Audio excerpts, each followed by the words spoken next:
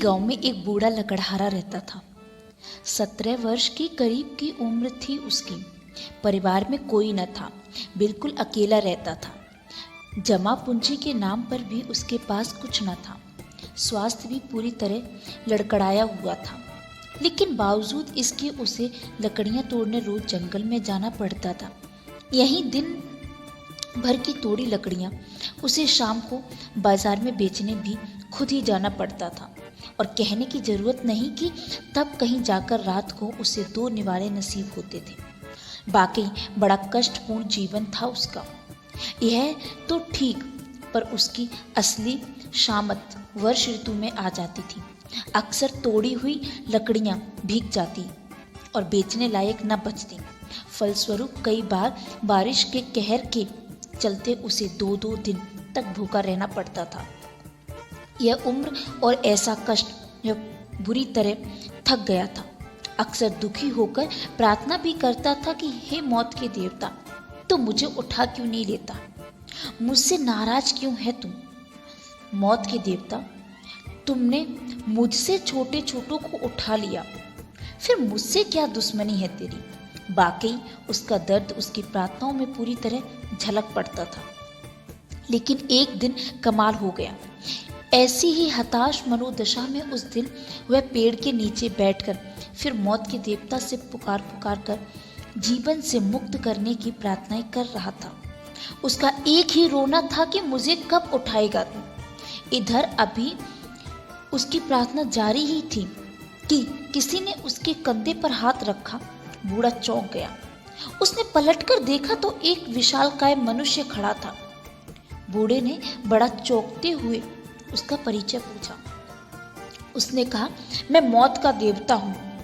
यहाँ से गुजर रहा था कि तुम्हारी दर्द भरी पुकार सुनी। वैसे तो तुम्हारा समय नहीं हुआ, परंतु तुम्हारा दर्द देखकर मैं द्रवित हो उठा हूँ। चलो तुम्हें ले चलता हूँ। बूढ़ा तो यह सुनते ही होश में आ गया। 70 वर्ष का अनुभव उसके साथ था। समझ गया गड़बड़ हो गई। बस उसने तुरंत रंग बदलते हुए मौत के सौदागर से कहा, वह तो मैं 2-3 दिन से भूखा था, सो बस यूं ही ऐसी बातें कह गया था।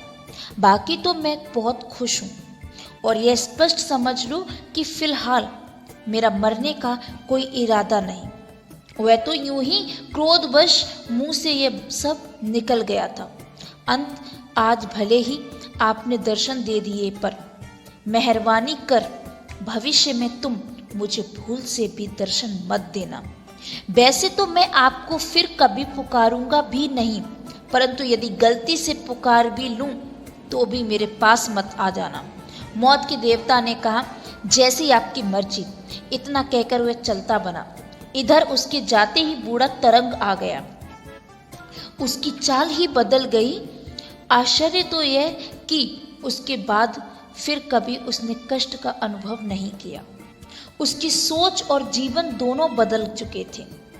बाहर की दुनिया में सब कुछ वैसा का वैसा था, लेकिन फिर भी उसके भीतर सब कुछ पूरा का पूरा बदल गया था। क्यों? बस साक्षात मौत के देवता ही उसके आसपास हो गए थे कि और कुछ नहीं तो कम से कम जीवन तो है उसके पास। और जब जीवन है, एहसास जीवित है, फिर और क्या चाहिए? कहानी से तात्पर्य है कि मनुष्य के लिए उसके जीवन से बढ़कर और कुछ नहीं है। लेकिन मजा की बात यह है कि उसका भी महत्व उसे तब पता चलता है जब वह जाता दिखाई पड़ता है। और जिसे अपने स्वयं के साक्षात जीवन की कद्र नहीं, उसे अपने आसपास के व्यक्तियों या वस्तुओं की कोई कद्र होने का सवाल ही नहीं उठता। लेकिन यह मनुष्य का पागलपन नहीं तो यह क्या है कि उसे जो है वह मिट्टी जान पड़ती है, और गलती से खो जाए तो वह सोना मालूम पड़ता है।